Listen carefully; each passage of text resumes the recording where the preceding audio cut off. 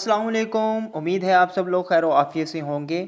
हम अपनी हर वीडियो में आपके लिए लाते हैं कुछ ख़ास और इंटरेस्टिंग नॉलेज से भरपूर। तो चलिए आइए स्टार्ट करते हैं। आज हम आपको बताएंगे दुनिया के 4 अमीर तरीन शख्स के नाम और इनकी दौलत के बारे में। दुनिया का चौथा अमीर तरीन शख्स कार्लोस स्लम हेलो, जिसके असासे 50 खरब डॉलर हैं। दुनिया का तीसरा अमीर तरीन शख्स वारन बफट, जिसके असासे 60 खरब डॉलर हैं। दुनिया का दूसरा अमीर तरीन शख्स अमानिसो ओर्टेगा, जिसके असासे 67 खरब डॉलर हैं। और दुनिया का सबसे अमीर तरीन शख्स जो दुनिया की अमीर तरीन शख्सियात में पहले नंबर पर आते हैं, जिनका नाम है बिल गेट्स, जिसके असासे 75 खरब डॉलर हैं।